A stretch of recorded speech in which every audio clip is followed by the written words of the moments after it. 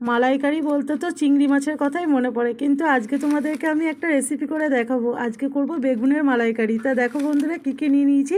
নারকেল তো আছে, টমেটো, কাঁচা লঙ্কা, বেগুন, ধনেপাতা, তো এই আছে। তো এই দিয়েই মালাইকারিটা করবো। তো বেগুনটা আমি কীভাবে কেটেছি দেখো।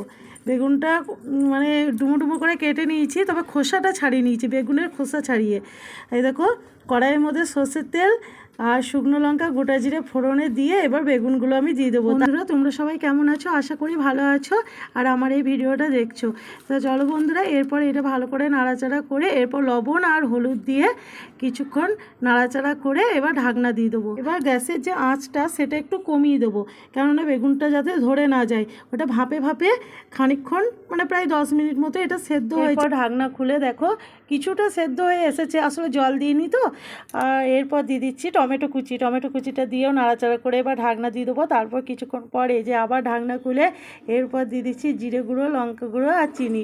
একটু মিষ্টি মিষ্টি খেতে ভালো লাগে, আর কাঁচা লঙ্কা তো চিড়ে দিয়েছি। এরপর এটা দিয়ে ভালো করে এবার নাড়াচাড়া করে এরপর দিয়ে দেবো ধনেপাতা কুচিগুলো। দিয়ে ধনেপাতা কুচি দিয়ে আবার নাড়াচাড়া। এরপর দেখো আর খুন্তিতে হচ্ছে না, এবার কি করতে হবে বলো তো বন্ধুরা, এবার হাতা দিয়ে দিয়ে এই যে, তা বলতে পারো এটা কচু শাকের মতো জিনিসটা হচ্ছে। এরপর দেখো কিছুটা নারকেল কোড়া এখানে দিয়ে দিচ্ছি, আর কিছুটা দেবো আমি ডেকোরেশনের জন্য।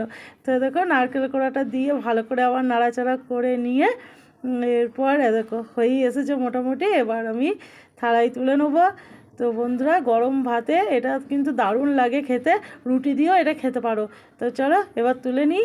এরপর উপর থেকে দেখো নারকেল কোড়া একটু ছড়িয়ে দিচ্ছি। আজকে আমি এটা নিরামিষভাবেই করলাম।